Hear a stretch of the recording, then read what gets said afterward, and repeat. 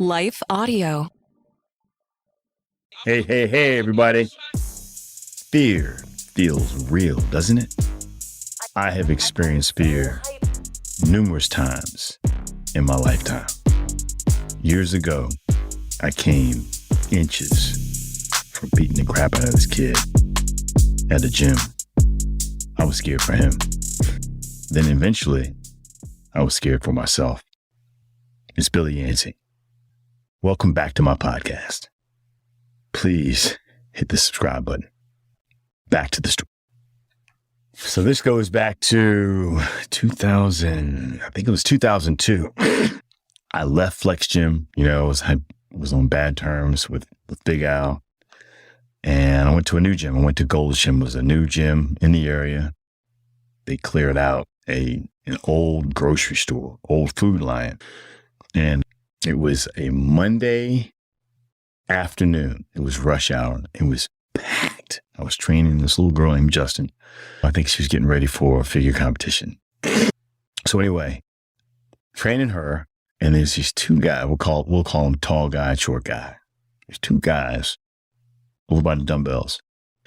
And they're making all this racket. They're making all this racket because every time they finish a set, they drop the dumbbells.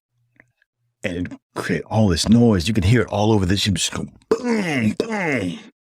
So, as a trainer, I worked for Gold's. It was our job to basically keep the peace, if you will, and make sure people are not dropping the dumbbells, this, that, and the other. So we're about, 50 feet, 75 feet away from where they are, where the dumbbells are. And I get the attention of the two guys doing it. And I waved at them. I said, I mouthed, quit dropping the dumbbells. And they kept doing it. So I signal again. Hey, cut it out. Quit dropping the dumbbells. And the little one, tall, short guy, he flips me off like double birds me. Justin looks at me. I looked at Justin. And I said, I'll be right back. And Justin she goes, no, don't go over there. I said, I'll be just fine. I'll be right back. I was hot. So I made a beeline over this guy and I got in his face. I said, what did you say? And he does it again. Double birds me.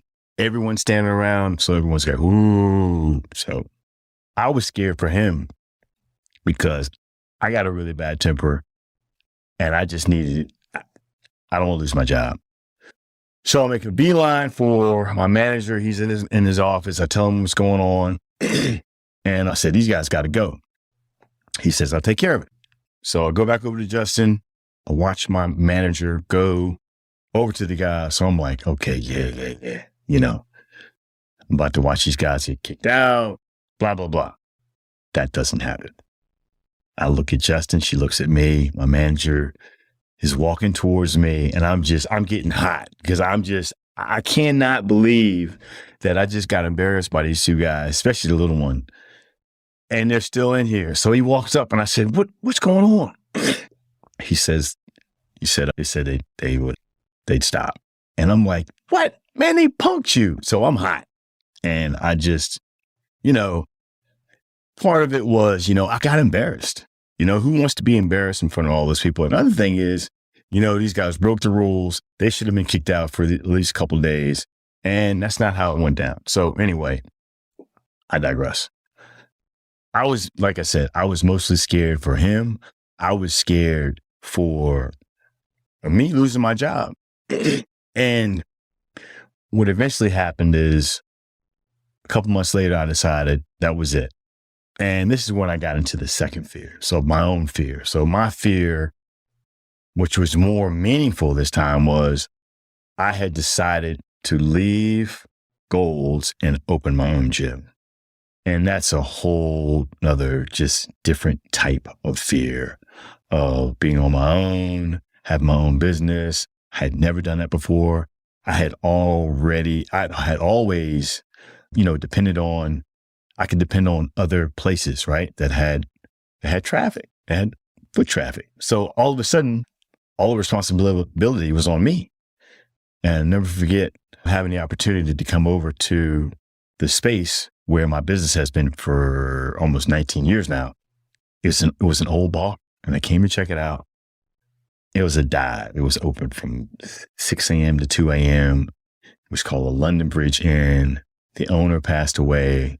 His kids want nothing to do with the bar, and this place was just, it was disgusting. It had 3 layers of paneling.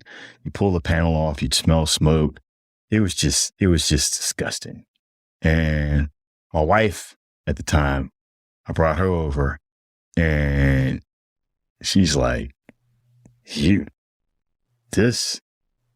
we'll talk about it later. And I said, well, I already committed. And she's like, you what? She's like, Billy, this place is a dump.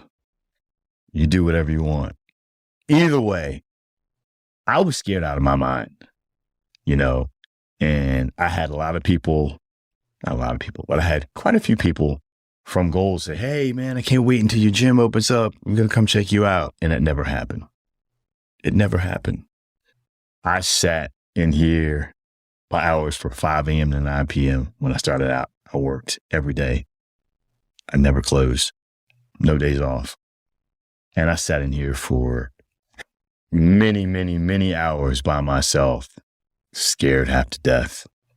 And because I didn't know what to do, I was scared about how to get business, how to get traffic, how to just all the, taxes and just stuff, just all the nuances of owning your own business. I was scared out of my mind. Am I going to fail? People are going to laugh at me, this, that, and the other. And you know what? Here's the thing. Best part about all this is that there is God. And our scripture for today is Isaiah chapter 43, the first verse. Fear not, for I have redeemed you. I have called you by name. You are mine. Thank God for God. Thank God for God. Right? Over the years, I have learned to be fearless, regardless of circumstances, regardless of the situations, regardless of complications. There is nothing I cannot work through, figure out, or solve. Nothing. The same goes for you.